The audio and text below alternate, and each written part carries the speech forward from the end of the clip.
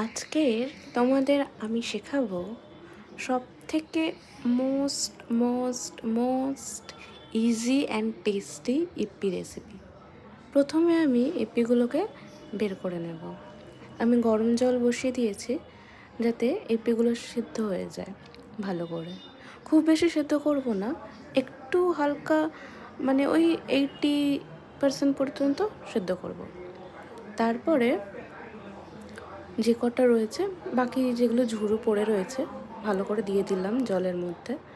এবারে আমি বের করছি কড়া, যেহেতু কড়াইতে আমি করব তো প্রথমে সিদ্ধ করতে বসিয়ে দিলাম। এই ইপ্পি রেসিপিটা আমি সাধারণত মাঝে মাঝে করে খাই এবং বাড়িতে সবাই বলে যে খুব টেস্টি হয়। কারণ নর্মালি যে সিদ্ধ রেসিপিটা হয় ওটা সবার খুব একটা ভালো লাগে না, আমারও ভালো লাগে না। এইভাবে করলে জিনিসটা খেতে বেশ সুন্দর হয়।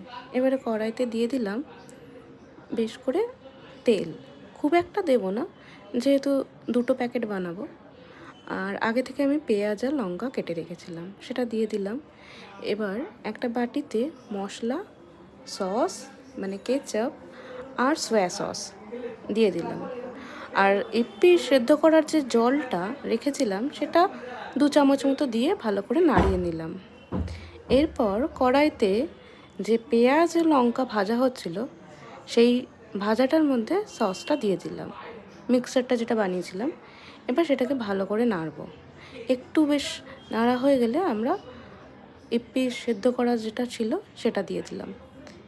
দেওয়ার পর বেশ করে নেড়ে নেড়ে যাতে মশলাগুলো সবটার সাথে লেগে যায় এইভাবে বেশ কিছুক্ষণ ভেজে নেব ওই মশলাটার সাথে। তারপর আমাদের মশলাদার tasty Yippee ready. But wait wait wait wait, এখনও একটা জিনিস বাকি আছে, সেটা হলো একটা সুন্দর সানি সাইড আপ এগ। এবারে আমি সেটাই বানাবো।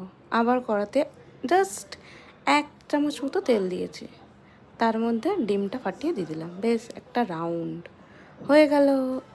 Tata, bye bye.